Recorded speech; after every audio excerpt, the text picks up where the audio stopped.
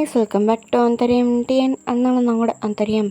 Okay, இப்போ ஜேகேவோட one shot என்ன ஸ்பெஷல்னால், இன்றைக்கி மேரி அப்படின்றவங்களோட பர்த்டே ப்ளஸ் சரவணப்பிரியா சரண் இவங்க 2 பேரும் இன்றைக்கி வெட்டிங் அனிவர்சரி செலிப்ரேட் பண்ணுறாங்களாம். அவங்க 2 பேருக்கும் ஒரு பெரிய விஷை போட்டுட்டு இந்த எஃப்எஃப்ஐ ஸ்டார்ட் பண்ணுவோம். இது எஃப்எஃப்ல ஒன் ஷாட். இந்த ஒன் ஷாட்டோட டைட்டில் நியூ அடிக்ஷன். ஸ்டோரியை ஸ்டார்ட் பண்ணுறதுக்கு முன்னாடி ஒரு சின்ன இன்ட்ரோ பார்த்துடலாம். நம்ம ஜேகே கொரியாவோட பிரின்ஸ். அவனுக்கு 18 வயசு ஆகுது. எஸ், இப்போ தான் தலைவருக்கு 18 வயசு ஆகுது. கொரியாவோட பிரின்ஸ் ரொம்ப கோல்டான டைப்பு. அவனை பார்த்தாலே எல்லோரும் பயந்து ஓடுவாங்க. அந்த மாதிரியான டைப்பு. அவ்வளோவா யார்ட்டையும் பேசவும் மாட்டான். ஒரு பார்வை தான், எல்லோரும் 10 தூரம் தள்ளி தான் நிற்கணும் அவனை விட்டு. அவனுக்கு இந்த பொண்ணுங்க அதெல்லாம் எதுவும் ஆகாது. ஆனால் அவன் பின்னாடி தான் பொண்ணுங்க படையெடுத்து சுற்றுவாங்க. சும்மாவா, பிரின்ஸு ப்ளஸ் ரிச் பாய் வேறு, அழகாகவும் இருப்பான். அப்புறம் சுற்ற மாட்டாங்களா, எல்லோரும் பின்னாடி சுற்றுவாங்க தான். ஆனால் அவன் கிட்ட பேசுகிற தைரியம் யாருக்குமே கிடையாது. ஏன்னா தலைவர் கொஞ்சம் டெரரான பீஸு. இதை அப்படியே கட் பண்ணிட்டு உங்களோட இன்ஸ்டா பார்த்தோன்னா, நீங்கள் ஒய்யன், நீங்கள் தமிழ்நாட்டுகள் தான். உங்களுக்கு 21 வயசு ஆகுது. எஸ், இங்கே ஜேகேவோட வயசு மூத்த பொண்ணு. உங்களுக்கு 21 வயசு ஆகுது. நீங்கள் சம்மர் ஹாலிடேஸ் அந்த இதுக்கு சவுத் கொரியா வந்திருப்பீங்க. உங்கள் ஃபேமிலி பற்றி சொல்லலாம். நீங்கள் மிடில் கிளாஸ், ரொம்ப ஏழையும் இல்லை, அதே இது பணக்காரங்களும் இல்லை. யூ கைஸ் வில் என்ஜாய் பண்ணி வாழ்கிறீங்க. அந்த அளவுக்கு ஒரு மணி இருக்குதுன்னு வச்சுக்கோங்க. உங்கள் கூட பிறந்த தம்பி இருக்கான். அவனுக்கு 10 வயசு தான் ஆகுது. எஸ், கொஞ்சம் கேப் விட்டு தான் பிறந்திருப்பான். உங்களுக்கு உங்கள் தம்பினா அவ்வளோ பிடிக்கும். உங்கள் தம்பினா தான் உங்களுக்கு உயிர். உங்களோட பையன் மாதிரி அவன். உங்கள் அம்மா அப்பா இருக்காங்க. மொத்தம் 4 பேரும் தான் நீங்கள் சம்மர் ஹாலிடேஸ்க்கு இங்கே சவுத் கொரியா வந்திருப்பீங்க. பட் அந்த இடத்துல என்ன ஆகுதுன்னா, ஒரு லோக்கல் கும்பல், மாஃபியா கும்பல் மாதிரி ஒருத்தவங்க உங்கள் தம்பியை கடத்தி வச்சுட்டு உங்களை பணம் கேட்டு மிரட்சாங்க. ஏன்னா நீங்கள் ஊருக்கு புதுசு அப்படின்ற விஷயம் அவங்களுக்கு தெரிஞ்சிருச்சு. அதனால தான் அவங்க அப்படி பண்ணுறாங்க. உங்களுக்கு என்ன பண்ணணும், என்ன ஏதுன்னு எதுவுமே தெரில. ஏன்னா இப்போது நீங்கள் டூர் வந்திருக்கீங்க. விசா முடிஞ்சு நீங்கள் கண்டிப்பாக இங்கே போய் தான் ஆகணும். போலீஸில் கம்ப்ளைண்ட் பண்ணால் அவங்க எடுத்துக்க மாட்டாங்க. என்ன பண்ணணும் அப்படின்ற விஷயம் அவங்களுக்கு தெரில. அப்போது திடீர்னு உங்களுக்கு பார்க்குற இடம் ஃபுல்லாக நம்ம ஜேகேவை பற்றி தெரிய வருது. லைக் அவன் இப்படி அப்படி, அவன் ஃபேமிலி ஹெல்ப் பண்ணும், அந்த மாதிரி அந்த விஷயம்லாம் தெரிய வருது. நீங்கள் ஒரு தடவை இவர்கிட்ட போய் கேட்டு பார்ப்போமா, உள்ளே விடுவாங்களான்னு தெரியலையே அப்படின்ற மாதிரி யோசனையோடு தான் நீங்கள் மட்டும் போகிறீங்க. லைக் உங்கள் அம்மா அப்பாலாம் இங்கே ஏதாவது பண்ண முடியுமா அப்படின்னு சொல்லிட்டு அவங்க தேடுறதா இருக்கட்டும், தென் போலீஸ் ஸ்டேஷனில் இருக்கதா இருக்கட்டும், அந்த மாதிரி விஷயத்த பார்த்துட்ருக்காங்க. ஸோ நீங்கள் மட்டும்தான் தனியாக அந்த பேலஸ் எங்கே இருக்குது அப்படின்ற மாதிரிலாம் கேட்டு போயிடுச்சிக்கிங்க. தென் பேலஸ் கிட்டேயும் போயிட்டீங்க. அவர்கிட்ட கேட்குறீங்க, லைக் அந்த தாத்தா கிட்ட, ஒரு ரொம்ப அர்ஜெண்ட்டான விஷயம், நான் இந்த கன்ட்ரி கேர்ள் கிடையாது, ஆனால் இப்போ இவரை பார்த்தே ஆகணும் அப்படின்ற மாதிரி ரொம்ப ரெக்வஸ்ட் பண்ணுறீங்க. ஆனால் அவர் விட மாட்டார். நீங்கள் ரொம்ப ரெக்வஸ்ட் பண்ணுறத பார்த்துட்டு, தென் அழுகிறதையும் பார்த்துட்டு, சரி இங்கே இருங்க, நான் உள்ளே போய் ஒரு வார்த்தை கேட்டு வரேன், தாத்தா ப்ளீஸ் ஏதாவது பண்ணுங்க, நான் கண்டிப்பாக அவரை பார்த்தே ஆகணும் அப்படின்ற மாதிரி சொல்கிறீங்களா? சரிம்மா, நீ உள்ளே போ, நீ யார் என்னன்னு கேட்பாங்க, அதுக்கடுத்து பேச வேண்டியது உன்னோட சாமர்த்தியம், அதுக்கப்புறம் என்னதுன்னு கேட்கக்கூடாது அப்படின்றமா சொல்லிட்டு உங்களை உள்ளேயும் அனுப்பி வைக்கிறாரு. உங்களுக்கு லைட்டாக கொரியன் தெரியும் அப்படின்ற மாதிரி நினச்சிக்கோங்க. நீங்கள் உள்ளேயும் போகிறீங்க. செம்ம பிரம்மாண்டமாக இருக்குது. பட் அதெல்லாம் நீங்கள் ரசிக்கிற நிலைமையில் இல்லை. நீங்கள் உள்ளே வந்ததை பார்க்குற 2 பாடி கார்ட்ஸ், யார் நீ, என்ன வேணும் அப்படின்ற மாதிரிலாம் கேட்குறாங்க. நீங்கள் அவங்கக்கிட்டேயுமே ரெக்வஸ்ட் பண்ணுறீங்க, ப்ளீஸ் நான் பிரின்ஸை பார்த்தே ஆகணும், அவர்கிட்ட ஒரு ஹெல்ப் கேட்டே ஆகணும் அப்படின்ற மாதிரி சொல்கிறீங்க. ஆனால் ராஜா ராணி இப்போ ஊரில் இல்லை அப்படின்ற மாதிரி சொல்கிறாங்க. நான் பிரின்ஸை தான் பார்க்கணுன்னு கேட்டேன் அப்படின்ற மாதிரி சொல்கிறீங்க. பிரின்ஸ் கிட்ட நீங்கள் என்ன பேசணும், ஆனால் ப்ளீஸ் அண்ணா, நான் இந்த கண்ட்ரிக்கு புதுசு அப்படின்ற மாதிரி உங்கள் பாஸ்போர்ட் எல்லாத்தையும் காய்ச்சிங்க. எனக்கு ஒரு பெரிய பிரச்சனை, என் தம்பியை அவங்க கடத்தி வச்சிட்டாங்க. நான் அவர்கிட்ட ஹெல்ப் மட்டும் கேட்குறேன், அதுக்கப்புறம் அவர் என்ன முடிவு எடுத்தாலும் நான் அதை அக்செப்ட் பண்ணிக்கிறேன் அப்படின்னு வந்து சொல்கிறீங்க. இல்லைம்மா, உனக்கு ஹெல்ப் பண்ணணுன்னு எனக்கும் ஆசை தான். ஆனால் இப்போ பிரின்ஸ் ஏதாவது கோவப்பட்டான்னா ப்ளீஸ் அண்ணா எனக்காக அப்படின்ற மாதிரி நீங்கள் அவங்க கால்லையுமே விழுகிறீங்க. ஏன்னா அவங்க தம்பி வந்து உங்களுக்கு ரொம்ப உயிர். அவன் இப்போ என்ன பண்ணுறான் என்ன ஏதுன்னு எதுவுமே உங்களுக்கு தெரில. அப்படின்ற இடத்துல உங்களுக்கு இப்போது அதுதான் பெருசாக தெரியுது. அவங்களும் இருமா சரி, நாங்கள் பிரின்ஸ் கிட்ட சொல்கிறோம், அவர் என்ன சொல்கிறாரோ பார்த்துக்கலாம் அப்படின்னு சொல்லிட்டு அவங்களும் உள்ளே வந்து போகிறாங்க.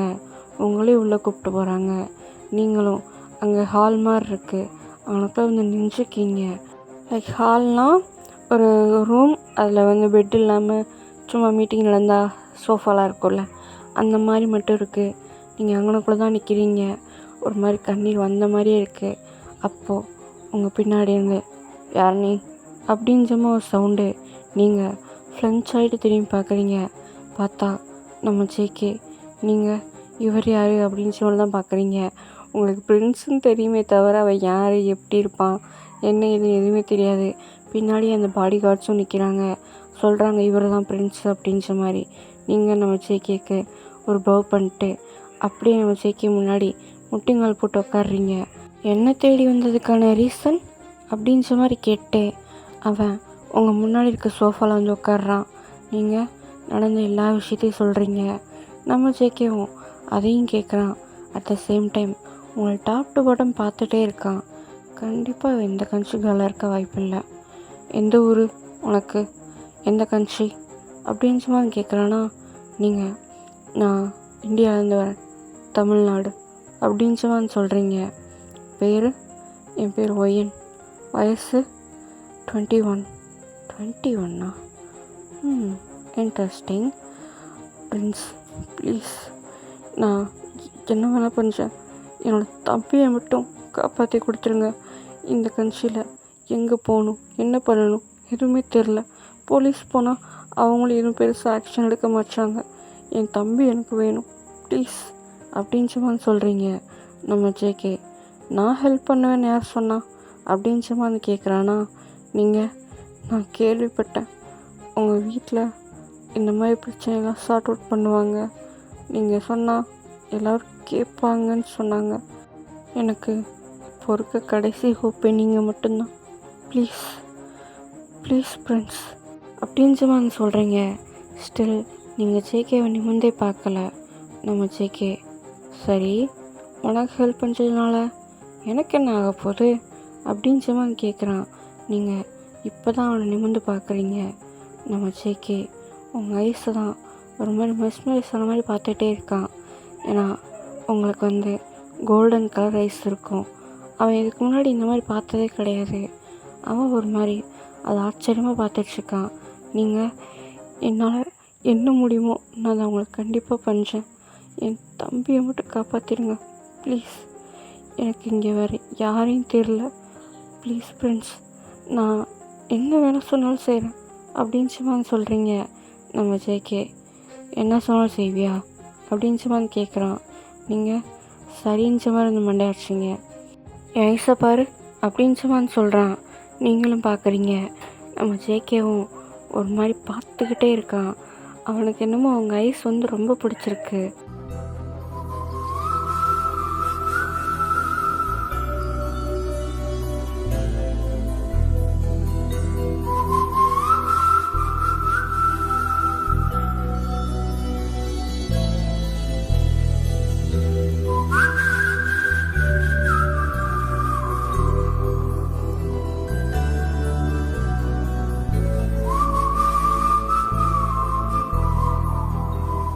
நம்ம ஜேகே உங்கள் ஐஸ், உங்கள் நோஸ், உங்கள் லிப்ஸ், தென் உங்கள் கழுத்து கீழே அந்த மாதிரிலாம் ட்ராவல் பண்ணிட்டே வரான். எந்திரிச்சு நெல் அப்படின்னு சொல்கிறான். உங்களுக்கு ஏன் சொல்கிறான்றது புரியல. ஆனால் இந்த டைமிங்கில் உங்களுக்கு எப்படியாவது இவனை சம்மதிக்க வச்சு தம்பியை காப்பாற்றணும் அப்படின்ற மாதிரி தான் மைண்டில் இருக்கா. ஸோ நீங்களும் எந்திரிச்சு நிற்கிறீங்க. இப்போ டிஸ்பிளே ஆகும்ல, அந்த மாதிரி தான் அவங்களோட அவுட்ஃபிட் இருக்குது. நம்ம ஜேகே அதையுமே ஒரு மாதிரி ரசித்து தான் பார்க்குறான். அவன் யாரையுமே இந்த மாதிரி பார்த்ததில்ல. அவனுக்கே அது தெரியுது இது புதுசாக இருக்குது அப்படின்னு.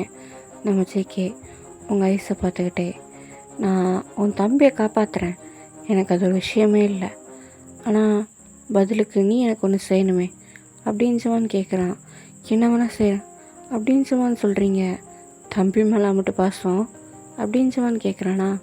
நீங்கள் என் தம்பினா எனக்கு உயிர், என்னோடய பையன் மாதிரி அப்படின்னு சும்மான்னு சொல்கிறீங்க. நம்ம ஜேகே, சரி உன் தம்பியை இன்னைக்கு நைட்டுக்குள்ளே நான் காப்பாற்றிடுறேன், ஆனால் அதே நைட்டு நீ என் கூட ஸ்பெண்ட் பண்ணணும் அப்படின்னு சும்மான்னு சொல்கிறான். நீங்கள் அவனை செம்ம ஷாக்காக பார்க்குறீங்க. நீ என்னை எப்படி பார்த்தாலும் பரவாயில்ல, எனக்கு அதுதான் வேணும், உன்னால் முடியுமா அப்படின்னு சும்மான்னு கேட்குறான். நீங்கள் கொஞ்ச நேரம் யோசிக்கிறீங்க. இப்போ உங்களுக்கு தம்பி தான் பெருசாக தெரியுது. நீங்கள் சரி அப்படின்ற மாதிரி கீழே குனிஞ்சிக்கிட்டே சொல்கிறீங்க. நம்ம ஜேகே, உங்கள் கிட்ட நடந்து வரானா. நீங்கள் 2 ஸ்டெப் பின்னாடி போயிட்டு தம்பியை ஃபஸ்ட்டு காப்பாற்றுறீங்களா அப்படின்ற மாதிரி சொல்கிறீங்க. யார் கடத்தினா என்ன ஏதுன்னு தெரியுமா அப்படின்ற மாதிரி கேட்குறாங்களா. அவங்க ஏதோ பிளாக் ஜாக்குன்னு என்னமோ சொன்னாங்க அப்படின்ற மாதிரி சொல்கிறீங்க. சரி அப்படின்ற மாதிரி சொல்லிட்டு அவன் ஃபோனை வந்து கேட்குறானா. மெய்ட்ஸ் வந்து கொடுக்குறாங்க. நீங்கள் எல்லாத்தையுமே ஒரு மாதிரி ஷாக்காக தான் பார்த்துட்ருக்கீங்க. ஏன்னா சுற்றி அத்தனை பேர் இருக்காங்க, அத்தனை பேர் முன்னாடி அப்படி கேட்குறான். அவனுங்களும் எதுவும் பெருசாக கண்டுக்கிட்ட மாதிரி தெரில. இவன் சின்ன பையனாக வேறு இருக்கான், நம்ம இப்படி இருக்கோம், பத்தாவதுக்கு நைட்டை ஸ்பெண்ட் பண்ண வேறு கேட்குறான்னு ஒரு மாதிரி உங்களுக்கு இன்னுமே அழுக தான் வருது. நீங்கள் அப்படியே அழுகையெல்லாம் ஒரு மாதிரி கண்ட்ரோல் பண்ணிட்டு தான் நினச்சிக்கிங்க. பட் அதையும் தாண்டி உங்கள் கண்ணீர்லாம் ஒழுகிட்டு தான் இருக்குது. நம்ம ஜேகே கொஞ்சம் தூரம் தள்ளி போய் அட்டியானமாக பேசுகிறான். தென் அகைன் உங்ககிட்ட வரான். உன் தம்பி இன்னும் 1/2 மணி நேரத்தில் உன்னோட அப்பா அம்மாட்ட இருப்பான். உன் அப்பா அம்மாட்டேருந்து கால் வரும் உனக்கு. அதுக்கப்புறம் நான் சொன்னதை செஞ்சு தான் ஆகணும். மேலே லெஃப்டில் 2வது ரூம் என் ரூம், அங்கே வர்ற அப்படின்னு சும்மா சொல்லிட்டு அவன் முன்னாடி வந்து நடந்து போகிறான். நீ எஸ்கேப் ஆகணும்னு மட்டும் நினைக்காத. வீடை சுற்றி ஏன் கொரியாவே என்னோட ஆளுங்க தான் இருக்காங்க பார்த்தேன் அப்படின்னு சும்மா வந்து சொல்லிட்டு போகிறான். நீங்கள் அப்படியே ஒரு மாதிரி சிலையாக நிற்கிறீங்க. அவன் அப்படியே அவன் ரூமுக்கு வந்து போயிட்டான். தென் கரெக்டாக 1/2 ஹவரில் உங்களுக்கு ஒரு ஃபோன் கால் வந்து வருது உங்கள் அப்பாட்டேருந்து தான். நீங்கள் வேகமாக எடுத்து அப்பா அப்படின்னு சும்மா வந்து கேட்குறீங்க. ஒயன் தம்பியை விட்டுட்டு போகிறாங்கம்மா, என்னம்மா பண்ண, நீ யார்ட்டையும் ஹெல்ப் கேட்க போய் தான் யாரோ இதை பண்ணாங்களாமே அப்படின்னு சொல்லி வந்து சொல்கிறாரா. நீங்கள் அது அது இங்கே தெரிஞ்சவங்கப்பா, அவங்க மூலியமாக நடக்குமான்னு கேட்டு தான் வந்தேன், அவங்க தான் பண்ணாங்க. அப்பா என்னால் இன்றைக்கி வர முடியாது, நீங்கள் ஹோட்டலில் இருங்க, நான் காலையில் வர்றேன். ஏம்மா? இல்லைப்பா, இது கொஞ்சம் தூரமான இடம், பத்தாததுக்கு எனக்கும் இங்கேருந்து வர தெரியாது, நான் காலையில் அந்த டூரிஸ்ட்டை கூப்பிட்டு வரேன்ப்பா, அவங்களோட ஹெல்ப்பால் தான் இப்போ இங்கே வந்திருக்கேன் அப்படின்னு சும்மா சொல்கிறீங்க. சரிம்மா, நைட் டைம் நீ வர வேணாம், நீ அங்கேயே தங்கிடு, நான் காலையில் கூட வந்து உன்னை கூப்பிட்றேன். சரிப்பா, நீங்கள் சேஃபாக இருங்க, தம்பிகிட்ட கொடுங்க அப்படின்னு சும்மா வந்து கேட்குறீங்க. அவரும் வந்து கொடுக்குறாரு. தென் நீங்கள் உங்கள் தம்பிகிட்டே 2 வார்த்தை பேசிட்டு ஃபோனை வந்து கட் பண்ணுறீங்க. உங்களுக்கு இப்போ தான் கை கால்லாம் நடுங்குது. இப்போ என்ன பண்ணுறது? அவன்கிட்ட போகணுமா? ஆனால் போய் தானே ஆகணும். அவன் சொன்ன மாதிரி செஞ்சுட்டான். அப்போது நம்மளும் நம்ம வார்த்தையை காப்பாற்றி தானே ஆகணும் அப்படின்னு சொல்லி நினச்சிக்கிட்டே நீங்கள் ஒரு மாதிரி உங்கள் டியர்ஸை வைப் பண்ணிட்டு ஸ்டெப்ஸில் வந்து ஏற ஆரம்பிக்கிறீங்க. தென் ஜேகே ரூம் முன்னாடி நின்று கதவையும் தச்சிங்க. உள்ளேருந்து 2 மெய்ட்ஸ் உங்களுக்கு கதவை வந்து ஓப்பன் படித்தாங்க. லைக் அது வந்து ஒரு பேலஸ்.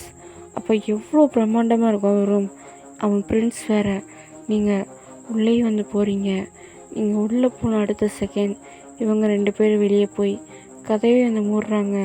உங்களுக்கு பக்கு பக்குன்னு இருக்கு. அப்போது இப்படியே நிற்கிறதா உத்தேசமா அப்படின்ற மாதிரி பின்னாடியிருந்து வாய்ஸ் வருது. நீங்கள் பின்னாடி திரும்பி பார்க்குறீங்க. பார்த்தா நம்ம ஜேகே தான்.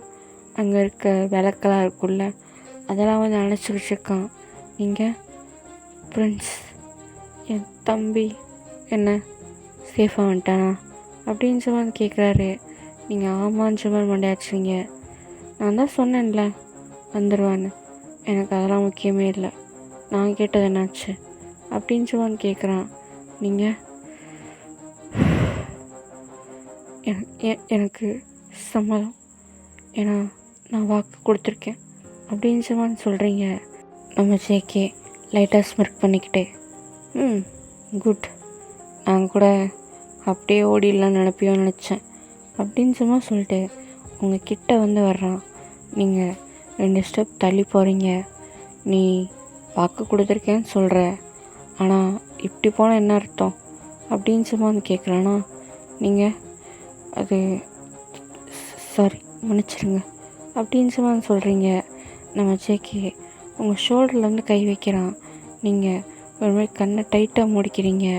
நம்ம ஜேகே யாராவது லவ் பண்ணிச்சியா அப்படின்னு வந்து கேட்குறானா. நீங்கள் இல்லை அப்படின்னு மண்டையாச்சுங்க. நம்ம ஜேகே ஏன் கேட்குறேன்னா, எனக்கு இன்னொருத்தவங்க பொருள் ஆசைப்பட பிடிக்காது, நான் பண்ணவும் மாட்டேன், அதான் யாரையும் லவ் பண்ணல அப்படின்னு வந்து கேட்குறான். நீங்கள் இல்லைன்னு வந்து சொல்கிறீங்க. அப்படியே நம்ம ஜேகே உங்கள் ஷால் இருக்குல்ல அதை அப்படியே கீழே எடுத்து விட்றான். நீங்கள் உங்கள் 2 கையும் வச்சு கிராஸ் பண்ணிக்கிறீங்க உங்கள் செஸ்ட்டுக்கு மேலே. நம்ம ஜேகே நான் ஃபுல்லாக பார்க்கணும், கையோடு என்னை அப்போஸ் பண்ணவே கூடாது அப்படின்னு வந்து சொல்கிறான். நீங்களும் ஒரு மாதிரி நடுக்கத்தோட உங்கள் கையை எடுத்துக்கிறீங்க. நம்ம ஜேகே அப்படியே உங்களை டைட்டாக கொஞ்சம், உங்களுக்குமே இது புதுசு தான், நம்ம ஜேகேக்கும் புதுசு தான். நம்ம ஜேகே எனக்கு ஒரு டவுட்டு, உனக்கு இவ்வளோ வேர்த்திருக்கு, இவ்வளோ அழுதுருக்க, பட் ஸ்டில் ஏன் உன் மேலே ஒரு மாதிரி ஸ்மெல்லு செம்மையாக இருக்குது, என்ன சோப் யூஸ் பண்ணுவேன் அப்படின்னு வந்து கேட்குறான். நீங்கள் எதுவுமே பேசாமல் நினச்சிக்கிங்க.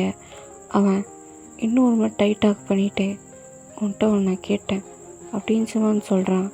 நீங்கள் நான் சோப்பு யூஸ் பண்ண மாட்டேன், தென் நான் சந்தன பவுடர் தான் யூஸ் பண்ணுவேன் அப்படின்னு வந்து சொல்கிறீங்க. சந்தனம், வாட் வாஸ் தட் அப்படின்னு வந்து கேட்குறானா. சாண்டில்வுட் பவுடர் அதான் யூஸ் பண்ணுவேன் அப்படின்னு வந்து சொல்கிறீங்க. ஓஹோ, அதான் டிஃப்ரெண்ட்டாக ஸ்மெல் வருதா அப்படின்னு சொல்லிட்டு அவன் உங்கள் நெக்கு, உங்கள் சீக்கு அப்படின்னு கிஸ் பண்ணுறான். நீங்கள் ஃப்ரெண்ட்ஸ் அப்படின்னு வந்து சொல்கிறீங்க. நம்ம ஜேகே எனக்கு அப்போஸ் பண்ண பிடிக்காது அப்படின்னு வந்து சொல்கிறான். நீங்கள் அடுத்து எதுவுமே சொல்லாமல் நிற்கிறீங்க. அவன் ஒரு மாதிரி சக் பண்ணுறான் உங்கள் நெக்கெல்லாம். அவனுக்கு உங்கள் ஸ்மெல்லு ஒரு மாதிரி செம்மையாக இருக்குது, ரொம்ப பிடிச்சிருக்கு. உங்களை அப்படி பெட்டில் உட்கார வைக்கிறான். நீங்கள் ஒரு மாதிரி உங்கள் பாவடையை ஹோல்ட் பண்ண மாதிரி கீழே குனிஞ்ச மாதிரி உட்காந்துருக்கீங்க. என்னை பாரு அப்படின்னு வந்து சொல்கிறேன்னா, நீங்களும் ஒரு மாதிரி தயக்கத்தோட நிமிர்ந்து பார்க்குறீங்க. எனக்கும் இது ஃபஸ்ட் டைம் தான். நீ எப்படி ஃபீல் பண்ணிச்சியோ அதே மாதிரி தான் நானும் ஃபீல் பண்ணிச்சேன். நான் இதுக்கு முன்னாடி இந்த மாதிரி இருந்தது கிடையாது. ஏன் உன் மேலே இப்படி தோணுச்சு, என்ன ஏதுன்னு எனக்கும் தெரில, ஆனால் தோணுச்சு, அவ்வளோதான். நீ இப்படி இருந்தும் இல்லாத மாதிரி இருந்தால் எனக்கு கோபமாகுது, பயங்கரமாக கோபமாகுது. நான் காப்பாற்றினேன், அதை மறுபடியும் இல்லாமல் ஆக்கிறதுக்கு எனக்கு ஒரு செகண்ட் கூட ஆகாது அப்படின்னு வந்து சொல்கிறான்.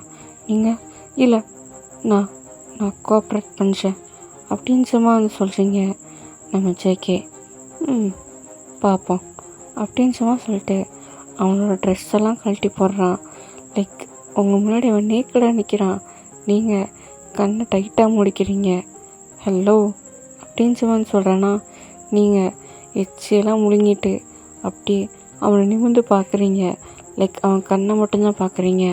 நம்ம ஜேகே உங்கள் கிட்ட உட்காந்துட்டு லைக் உங்கள் முன்னாடி முட்டிங்கள் போட்டு உட்காடுறான். நீங்கள் எந்திரிக்க போகிறீங்களா?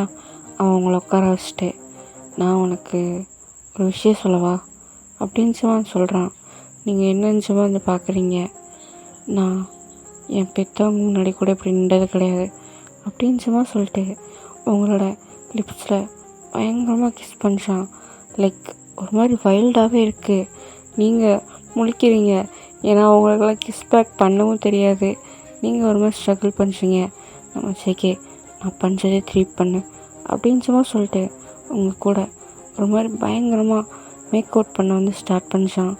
உங்களுக்குமே இது புதுசாக தான் இருக்குது, ஆனால் இருந்தாலும் நீங்கள் எவ்வளோ ட்ரை பண்ணுறீங்க, அந்த விஷயத்தில் ஒத்துழைக்கணும் அப்படின்னு. ஆனால் முடியல, அவ்வளோவா முழுசாக ஒத்துழைக்க முடியல. ஏன்னா எந்த விஷயம் அவங்களை ஹோல்ட் பண்ணுதுன்னு உங்களுக்கும் தெரில. மேபி அவன் உங்களோட சின்ன பையனாக இருக்கான்றதுனால இருக்கலாம், இல்லை யாருன்னே தெரியாத ஒருத்தங்கிட்ட வந்து கற்பை இழக்கிறமே அப்படின்ற நினப்பாவும் இருக்கலாம். ஆனால் அது எதுன்னு உங்களுக்கு சொல்ல தெரில. ஆனால் ஸ்டில் உங்களால் ஃபுல்லாக அதில் வந்து இது பண்ண முடியல. நம்ம ஜேகே ஒரு மாதிரி என்ஜாய் தான் பண்ணுறான். Literally he is enjoying.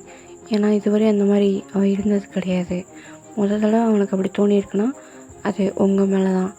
அதனால் அவன் ஒரு மாதிரி பயங்கரமாகவே மேக் அவுட்லாம் நடத்துகிறான். நீங்களும் கோஆப்ரேட் பண்ணுறீங்க, பட் ஸ்டில் உங்களை ஏதோ வந்து ஹோல்ட் பண்ணுது.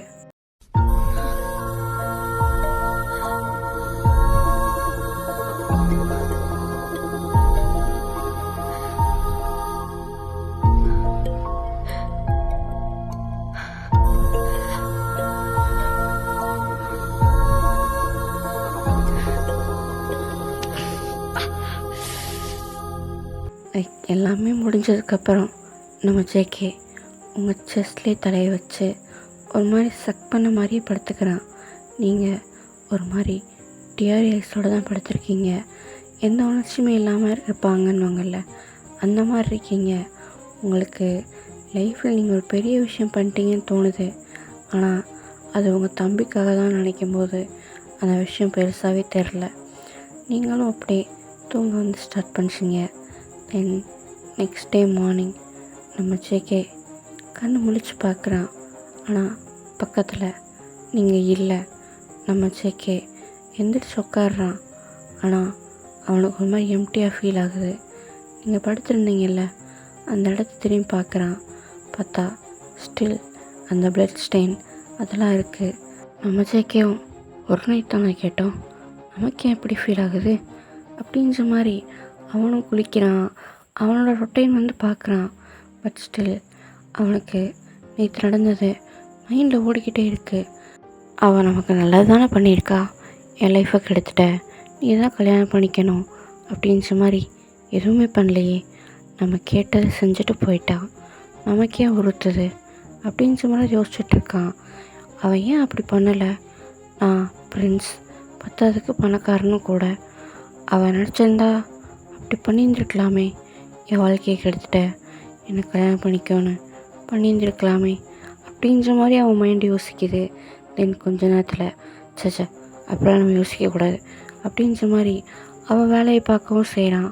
ஆனால் அவனுக்கு ஸ்டில் உங்கள் பாடி, உங்கள் கண்ணு குறிப்பாக அவன் மைண்டை விட்டு போகவே மாட்டேங்குது. சே என்ன கிளவுது அப்படின்ற மாதிரி தான் இருக்குது அவனுக்கு அந்த நாளே போக மாட்டேங்குது. அவனோட பாடி கார்டுக்கு வந்து கால் பண்ணுறான்.